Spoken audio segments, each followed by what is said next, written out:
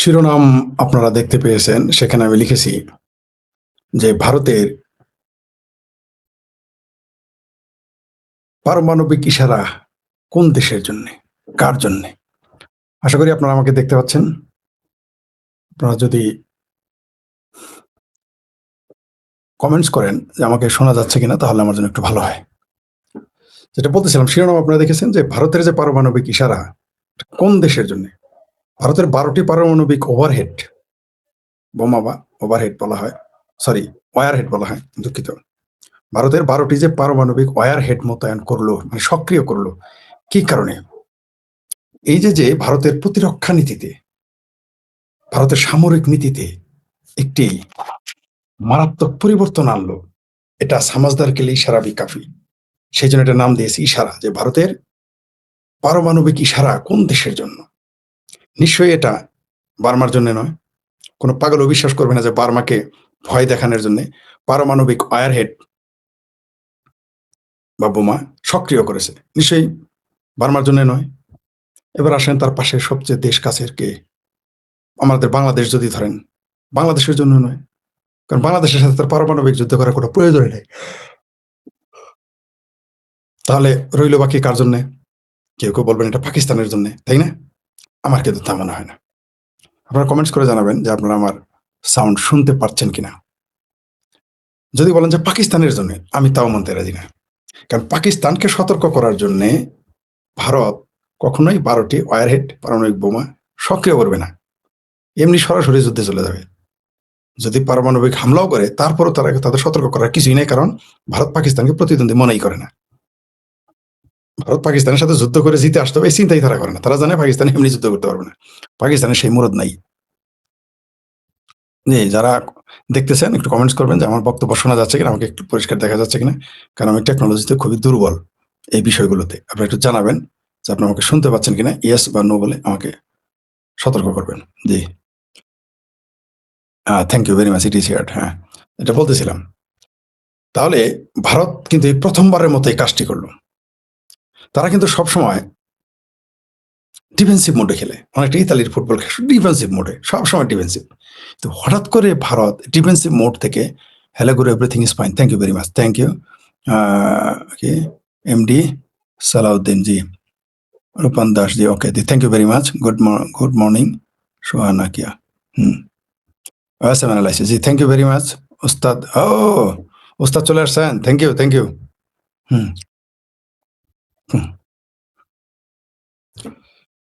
তাহলে এই যে পারমাণবিক ওয়ারহেড, তারা কিন্তু শুধু যে আকাশপথে জন্য করেছে তা না, কিন্তু এটা কিন্তু সমুদ্র পথের জন্য। আমি সামরিক ব্যাখ্যাগুলো, মানে আমি সামরিক ভাষায় হয়তো করতে পারবো না, কারণ আমি সামরিক ব্যক্তি নই, ঠিক আছে? আমি সামরিক ব্যাখ্যা আপনাদের ওইভাবে হুবহু শব্দ দিয়ে ব্যাখ্যা করতে পারবো না, যেহেতু আমি কোনো সামরিক ব্যক্তি না। কিন্তু আমার কাছে কেন যেন মনে হচ্ছে এটা অন্য কোনো দেশকে, মানে ঝিকে মেরে বউকে শাসন করে না, এই 12টা ওয়ারহেড সক্রিয় করে ভারত বুঝিয়ে দিল, কেউ যদি ভারতকে নিয়ে ষড়যন্ত্র করে, তুমি যেই চাকা তেই চাও, আমি ভারত তোমাদের ছেড়ে দিব না। কারণ 12টা পারমাণবিক ওয়ারহেড মানে বুঝেন কি ভয়ঙ্কর ব্যাপার, খুবই ভয়ঙ্কর ব্যাপার। জাপানে যেটা ঘটেছিল তার সাথে শত শত গুণ বেশি ক্ষতি হবে, মানুষ আক্রান্ত হবে, পৃথিবী আক্রান্ত হবে এই পারমাণবিক ওয়ারহেড গুলো দ্বারা। কল্পনাই করতে পারবে না মানুষ যে কি ক্ষতি হবে। এটা আমাদের এই মুহূর্তে কল্পনার অতীত, কারণ পারমাণবিক বোমা হামলা করাই হয় নাই, আণবিক হামলা করা হয়েছে, পারমাণবিক হামলা করাই হয়নি, মানে তার সাথে শত শত গুণ শক্তিশালী।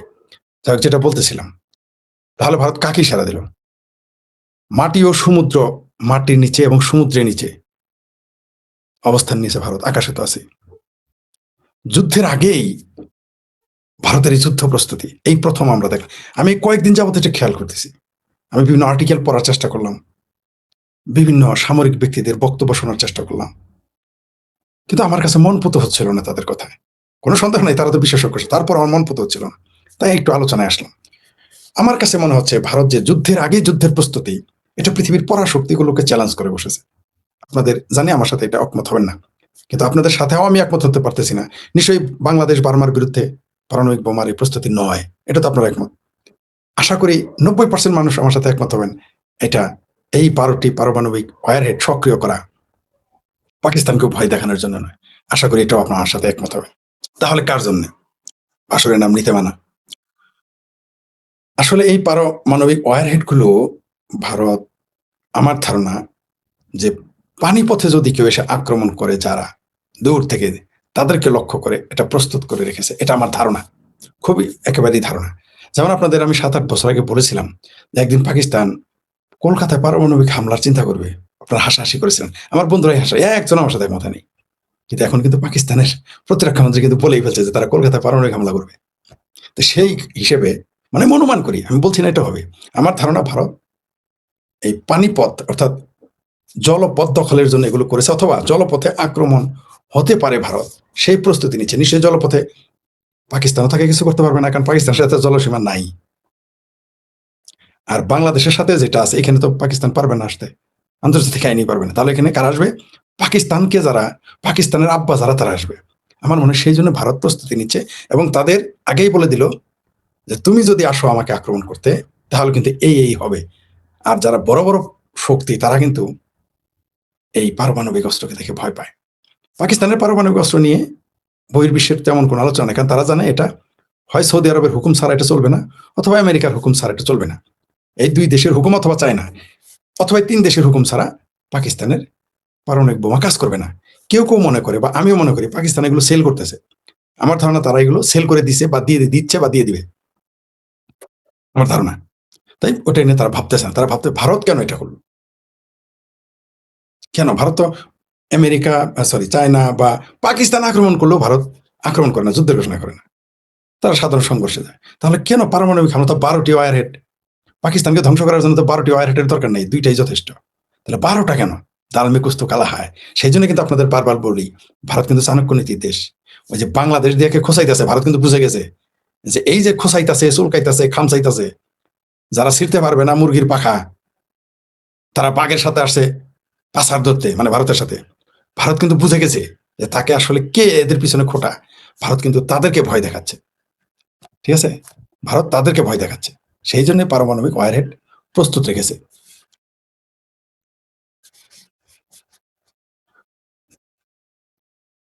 এইবার আসি,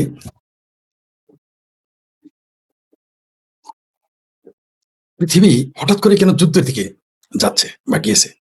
প্রথমত, আগে কিন্তু যুদ্ধটা আফগানিস্তানে সীমাবদ্ধ ছিল। অনেকে ভেবেছে এই সোভিয়েত ইউনিয়ন ভেঙে গেলে বা সোভিয়েত ইউনিয়ন সরে গেলে ঝামেলা শেষ। প্রথমে ভাবলো সোভিয়েত ইউনিয়ন পিছিয়ে গেলে শেষ হবে। সোভিয়েত ইউনিয়ন পিছিয়ে যাওয়ার পরে যুদ্ধ শেষ হয় না, সোভিয়েত ইউনিয়ন ভেঙে গেছে। সোভিয়েত ইউনিয়ন ভাঙার পর অনেকে মনে করলো কুলয়ার শেষ হয়ে যাবে, ঠান্ডা যুদ্ধ শেষ, কিন্তু হয়নি। যুদ্ধ আবারও চলমান। মধ্যপ্রাচ্য তছনছ হয়ে গেল। যারা মানুষকে সাদকা দিত, জাকাত দিত, তারা এখন সদকা খেয়ে বেঁচে থাকতে হয়।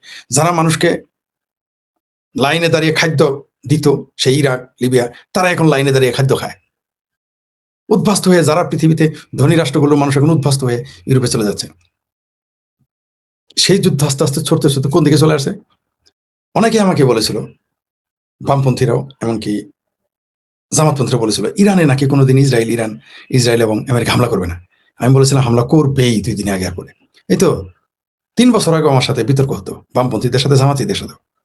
তারা বলছে না, ইরানকে কোনোদিন হামলা করবে না, ইসরায়েল এবং কি আমেরিকা কোনোদিন হামলা করবে না। হামলা কিন্তু হয়ে, আমি বলেছি তাদের, আমার এই ভিডিও তারা শুনতেছে এখন। যুদ্ধ কিন্তু হয়ে গেছে এবং হচ্ছে এবং এটা হবে। সেই যুদ্ধকে আবার, এই যুদ্ধ থেমে গেলে আরেক যুদ্ধ তৈরি করার জন্য তারা কিন্তু ক্ষেত্র প্রস্তুত হয়ে গেছে। কিভাবে? পাকিস্তান আফগানিস্তান টোকাটুকি লেগে গেছে। মানে আরেকটা ম্যাচের কাঠি আরেক জায়গায়, মানে চুলো আরেক জায়গায় জ্বালিয়ে রাখা হয়েছে। চুলো নিভানো হয় নাই, যুদ্ধের চুলা নিভানো হয় নাই, ওইখানে জ্বালিয়ে রেখেছে। মধ্যপ্রাচ্যে ইসরায়েল, আমেরিকা, ইরান চলতেছে। বাংলাদেশও চুলকাইতেছে ভারতের সাথে।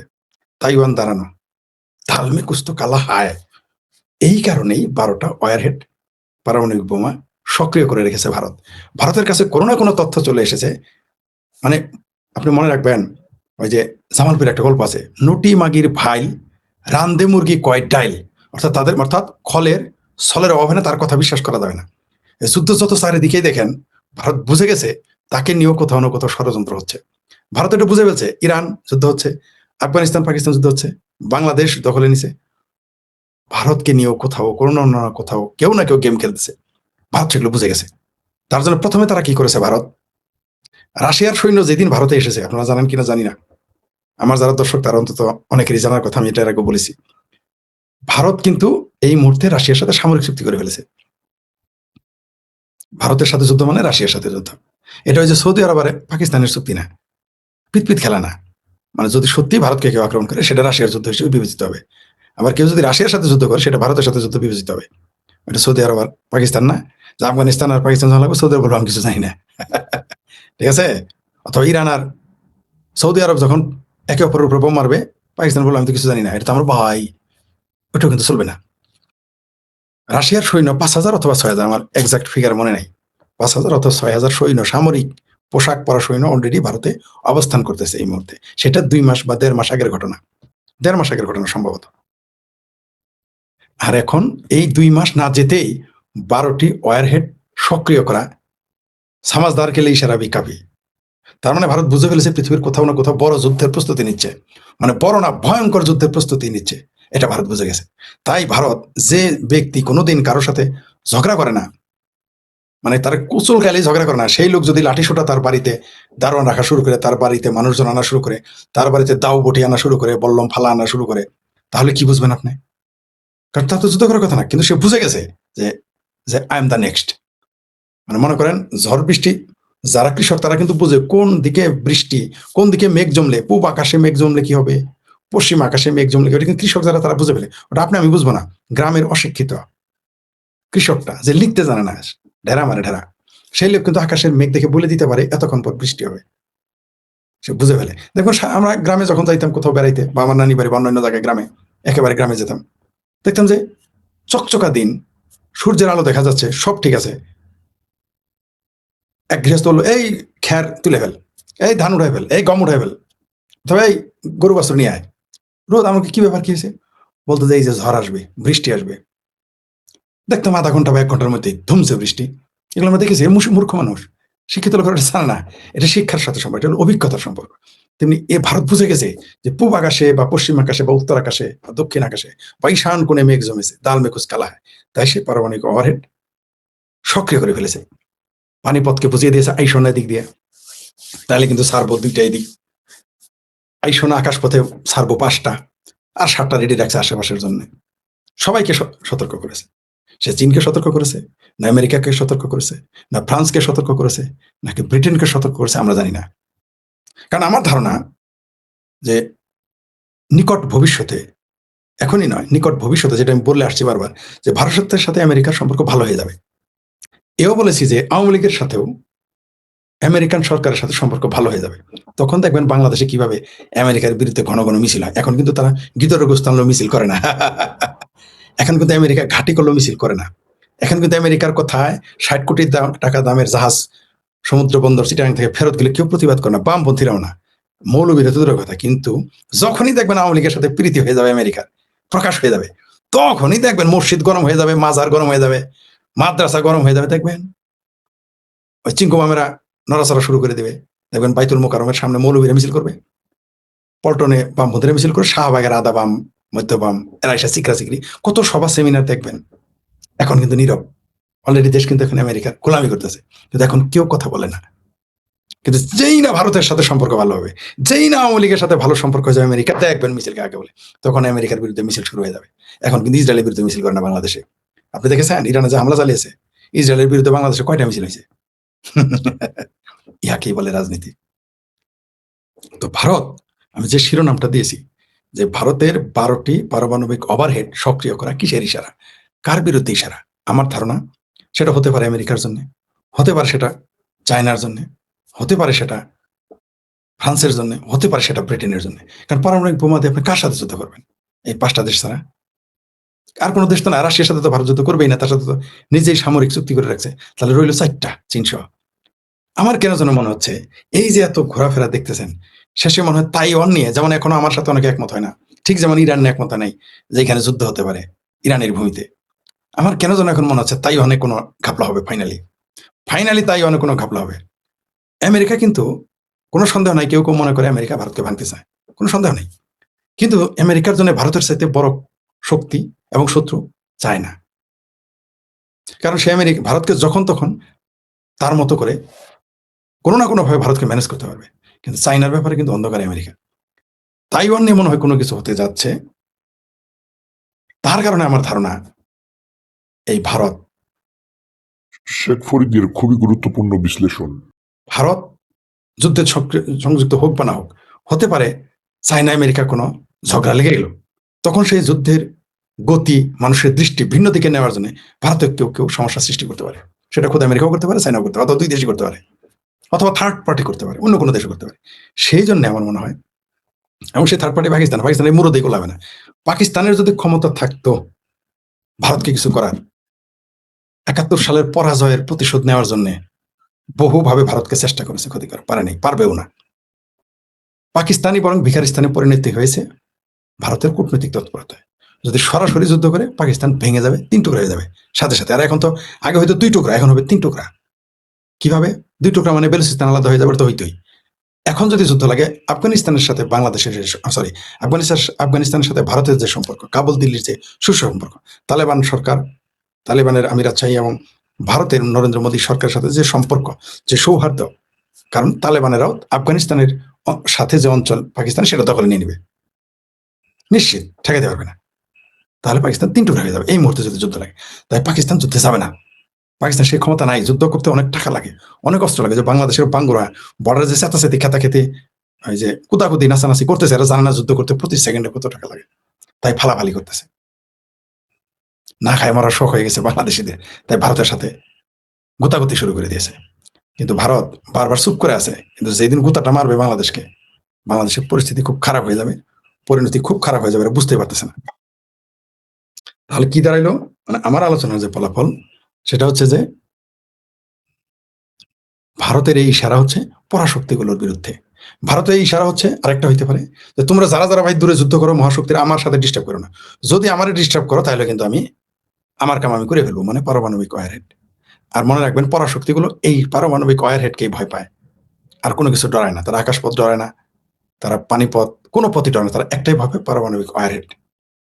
আর ইরানের পারমাণবিক কোন শক্তিই নেই, ক্ষমতাই নেই। ইরানের যদি সক্ষমতা থাকতো তাইলে এদের পালে পালে দলে দলে মারা যেত না। আপনাদের বলেছিলাম না, যখন যুদ্ধ শুরু হলো বললাম না এই যুদ্ধ থামবে না, কেউ আমার সাথে অস্বীকার করেছে। কয়ে ফরিদ কি বুঝে, শেখ ফরিদ কি জানে, হুদাই এগুলো হয়। আমি বলেছি, যখন আপনারা বললেন এই যে সৌদি আরব আসতেছে, ইরান আসতেছে, কি পাকিস্তান আসতেছে, ভারত যাইতেছে, কোনোদিনই যুদ্ধ থামবে না। এই যুদ্ধ থামার জন্য শুরু করা হয় নাই। এই ইসরায়েল ইরানের যুদ্ধ থামানোর জন্য না, এটা শুরু করার, এটা যুদ্ধের শুরু। এই যুদ্ধ চলমান, চলতেই থাকবে কন্টিনিউয়াস। এটা দেখবেন কি, এটা যুদ্ধের চুলা এখানে থাকতেই রাখতেই হবে, কোথাও না কোথাও তো আগুন রাখতে হবে। আগুন যদি নিভাই দেন, পর আগুন জ্বালানোর জন্যই তো আপনাকে অনেক কষ্ট করতে হবে। সেই জন্য সবসময় একটা আগুন জ্বালিয়ে রাখতে হবে। এটা হচ্ছে চমৎকার একটা চুলা যুদ্ধের জন্য ইরান, সেটা জ্বালিয়ে রেখেছে, জ্বালানো থাকবে। আজকে দেখবেন চুপ থাকবে, 2 দিন চুপ থাকবে, 3 দিনের দিন মারবে, 9 দিন চুপ থাকবে, 10 দিনের দিন মারবে, 100 দিন চুপ থাকবে, 101 দিনের, এইভাবে চলতেই থাকবে। তলে তলে আমেরিকা এবং ইসরায়েলের তাদের যে মাস্টার প্ল্যান, সেটা তারা এগিয়ে নিয়ে যাবে, ধীরে ধীরে এগিয়ে নিয়ে যাবে, এবং এগিয়ে নিয়ে যাচ্ছে। ইরানের অস্তিত্ব থাকবে না। আপনি যতই দোয়া করেন, সাদ্দামের জন্য কোটি কোটি মুসলমান দোয়া করছেন, 5 পয়সা কাছাকাছি নেই। আর ইরানের জন্য তো দোয়া করেনি নাই, কয়টা ফেসবুকে পোস্ট দিয়েছেন। আর ওই সাদ্দামের বেলায় যেরকম যে মিছিল মিটিং করছেন, তার 100 ভাগের 1 ভাগ মিছিল হয়েছে। ওই যত গায়েবানা জানাজা আমাদের ভাবির পোলা শিবিরেরা জামাতেরা করুক, ইসলামে গায়েবানা জানাজাই নাই। কিন্তু গায়েবানা ইরানে এতদিনে জানাজা করতেছে, মানে যার গরু সে কয় পাঞ্জা, পরশুরে কয় বছর বেনি। বাংলাদেশের জামাত শিবির খমেনির জানাজা শেষ করে ফেলছে, এতদিনে ইরান করতেছে। তাও আবার আগামী মহরম মাসে করবে, বুঝতে পারছেন? আর ইসলামে মহরম মহরম নাই, বাংলাদেশের সুন্নি ইসলামে মহরম নাই, ওগুলো নাকি বেদাত কুফরি, ওটা শিয়াদের অনুষ্ঠান। যাই হোক, তাহলে বিষয়টা কি দাঁড়াইলো? ইরান কিন্তু আসলে না, ইরানের অস্তিত্ব নাই। ইরান ফক ফক, আপনারা আমার গালি দিচ্ছেন না, যতই আপনি আপনি মনের মাধ্যমে মিশে চেষ্টা করেন, ইরানকে রক্ষা করতে পারবেন না। ইরান ভ্যানিশ, কিছুই থাকবে না, ফক ফক হয়ে যাবে, টেরই পাবেন না।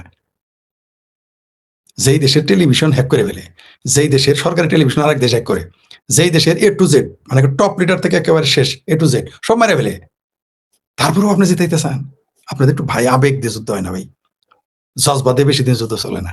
শক্তির দরকার আছে, ক্ষমতার দরকার আছে। কেন এগুলা পারবেন না ইরানকে ঠেকাইতে? ওই যে বার্ট্রান্ড রাসেল বলেছিলেন যে সমাজতন্ত্র টিকবে না কারণ আমেরিকা চায় নাই। কালকে আমি নামটা বলছিলাম দুইজনের, আইনস্টাইন এবং বার্ট্রান্ড, পরে দেখি আমার নোট খাতায় দেখলাম লেখা ছিল বার্ট্রান্ড রাসেল। বার্ট্রান্ড রাসেল এই কথা বলেছিলেন যে আমেরিকা চায় না, তাই সমাজতন্ত্র টিকবে না, তাই পৃথিবীতে সমাজতন্ত্র বিদায় নিতে হবে।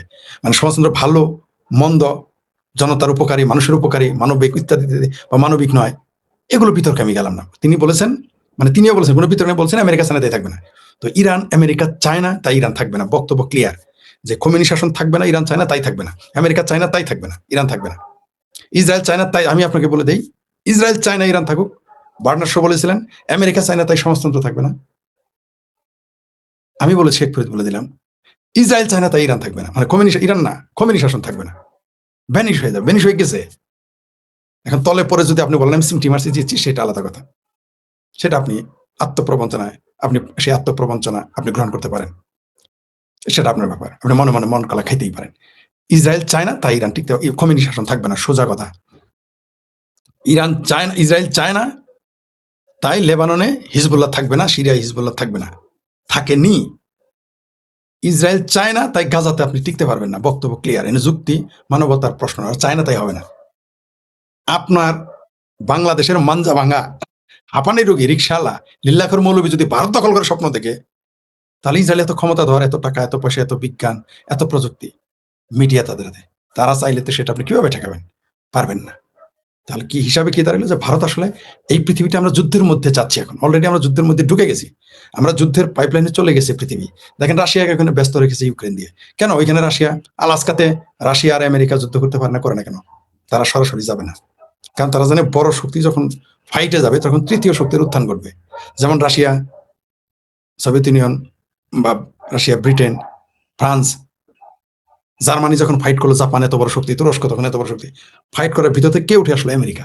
পৃথিবীতে সুপার পাওয়ার হিসেবে চলে আসলো, পরাশক্তি হিসেবে চলে আসলো আমেরিকা। তেমনি আমেরিকা রাশিয়া কখনো সরাসরি ফাইট করবে না, তাহলে তৃতীয় শক্তির উত্থান ঘটবে, তারা এইভাবে যুদ্ধটা করবে। তবে এই যুদ্ধ শেষের কি পরিণতি হতে পারে? পরিণতি ভয়াবহ, ভয়ঙ্কর পরিণতি হবে। কোন দেশ যে মেসাকার হয়ে যাবে, পৃথিবীর বহু দেশ, পৃথিবীর কয়েকটা দেশের অস্তিত্ব বিলীন হয়ে যাবে, মানচিত্র পাল্টে যাবে, লক্ষ লক্ষ নয় কোটি কোটি মানুষ মারা যাবে। সেটা সভ্য দেশেরও হইতে পারে, ধনী দেশেরও হইতে পারে, গরিব দেশেরও হইতে পারে। কারণ যখন আগুন লাগে, কোথায় লাগবে, কোথায় পড়বে, কোথায় জ্বলবে কেউ জানে না। যখন আগুন লেগে যাবে, কোথাকার আগুন কোথায় পড়ে, আপনি দেখেন ইউক্রেনে যুদ্ধ হয়েছে, সৌদি আরবের লস বুঝতেই পারেন এই মানুষ, কারণ সৌদি আরব ইউক্রেনে যুদ্ধ করেছে রাশিয়ার লোকসান করতে, কিন্তু এখানে যে তার বন্ধুবর সৌদি আরবে লোকসান হবে এটা তো কেউ বুঝে নাই। আমি ঘোষণা করে বের করেছি, আপনাদের বলেছিলাম এর আগে। আপনারা দেখলেন ভেনিজুয়েলাতে কিছু করলো, আসলে ভেনিজুয়েলা বলির পাঠা ইরানকে, সরি, চায়নাকে দুর্বল করার জন্য যুদ্ধ করছে। আর কত বলবো, ইরানকে মারতেছে দুইটা কারণে, একটা হলো ইসরায়েলকে নিরাপদ করা, মধ্যপ্রাচ্যের বাচ্চাদের নিরাপদ করা, পাশাপাশি চায়নাকে দুর্বল করার জন্য ইরানের উপর হামলা। ইরানও কাবাব মে হাড্ডি হবে। ঠিক যেমন বাংলাদেশের শেখ হাসিনা সরকার, শেখ হাসিনা সরকারের কি দোষ ছিল? এখন কি গণতন্ত্র আছে? তারা ভোট করেছে। নির্যাতন, নিপীড়ন, দুর্নীতি, মৌলবাদ চর্চা শেখ হাসিনার আমলের চাইতে এই মুহূর্তে 10 গুণ না 20 গুণ 100 গুণ বেশি চলতেছে। কেউ কথা বলে একটু শব্দটি করে না, এখানে শেখ হাসিনাকে সরানো হয়েছে, শেখ হাসিনা এখানে আওয়ামী লীগ সরকার বলির পাঠা হয়ে গেছে। কারণ এই অঞ্চলটা এই মুহূর্তে দরকার। এই মুহূর্তে শেখ হাসিনা সরকার ক্ষমতায় থাকলে এই যে ইসরায়েল ইরান যে যুদ্ধ হচ্ছে, বাংলাদেশে মিছিলের পর মিছিল হইতো।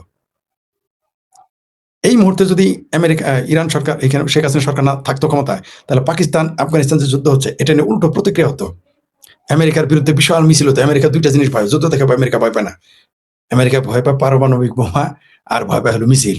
এই দুইটা জিনিস দেখে আমেরিকা যুদ্ধ দেখে ভয় পায় না। আমেরিকার জন্ম এই যুদ্ধের মধ্যে, এর ধ্বংস হবে যুদ্ধের মধ্যে। তাই যে আমেরিকা যুদ্ধ দেখে ভয় পায় না, আমেরিকার ব্যবসায় হচ্ছে যুদ্ধ।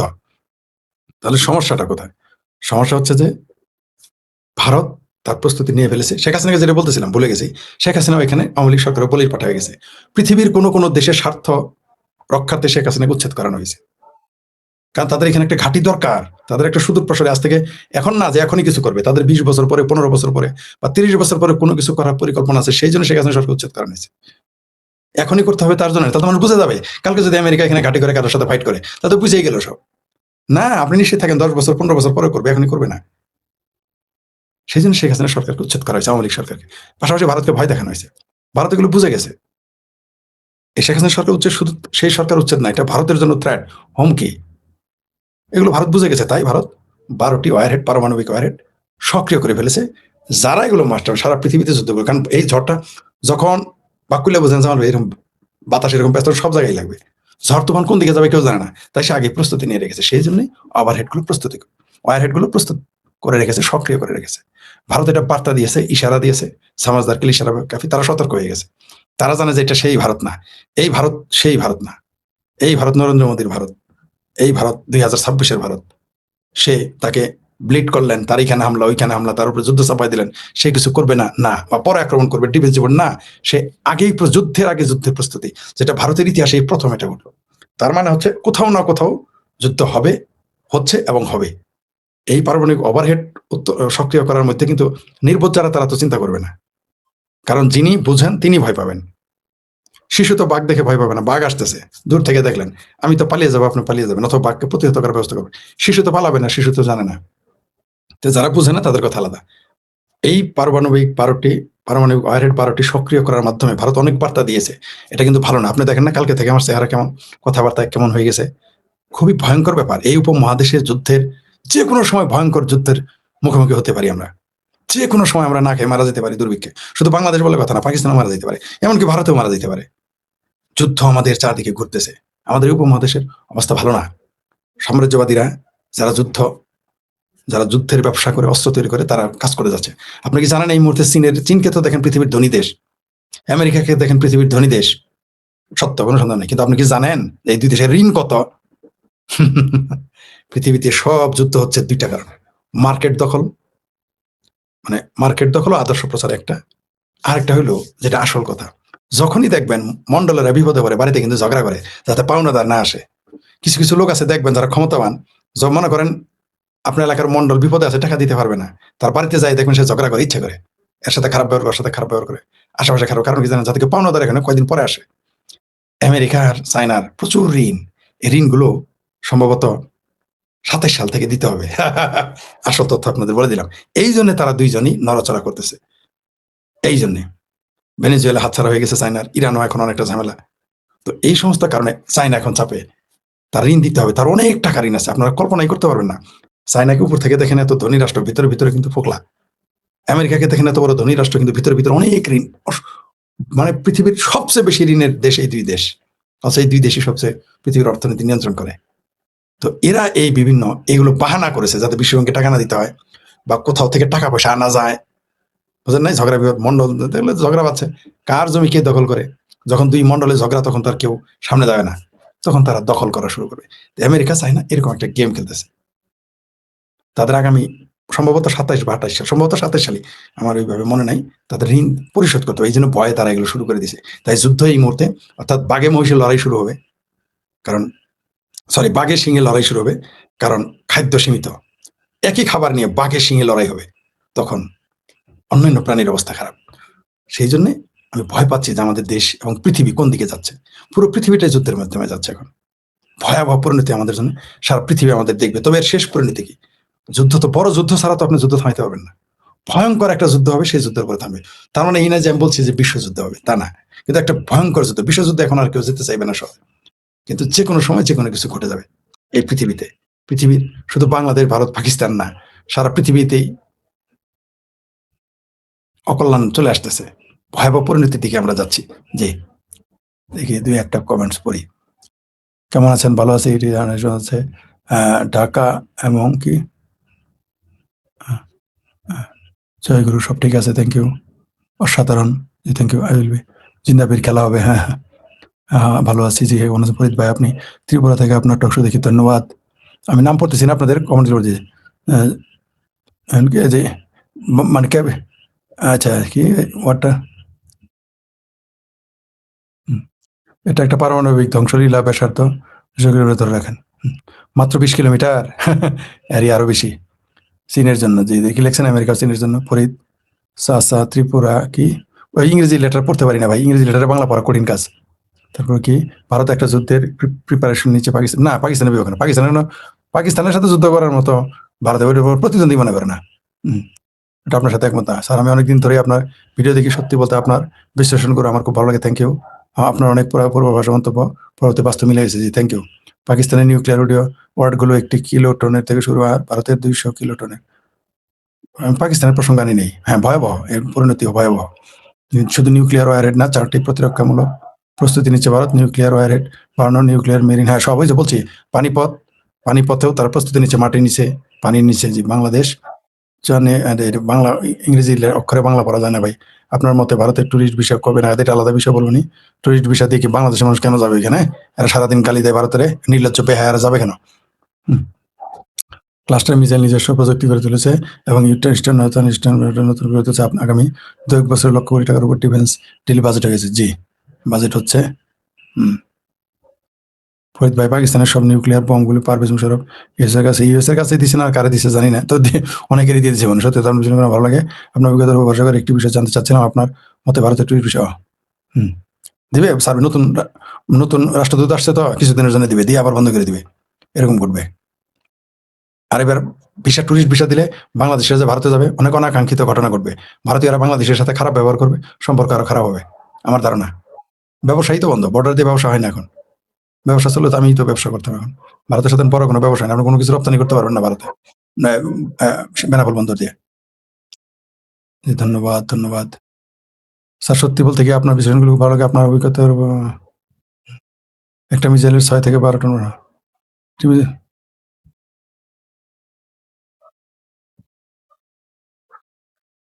বাংলাদেশ, পাকিস্তান, ভারতের যুদ্ধাবাস, বিভক্তের গন্ধ পাচ্ছে আবাস ও বাংলাদেশ বিভক্তের গন্ধ পাচ্ছি। কেমন আছেন? অনেকদিন ধরেই আপনার ভিডিওগুলো আমি দেখি, আজ প্রথম কমেন্ট। আপনাকে অনেক শুনছি, ধন্যবাদ। আপনি ধন্যবাদ সকলকে, আবার দেখা হবে।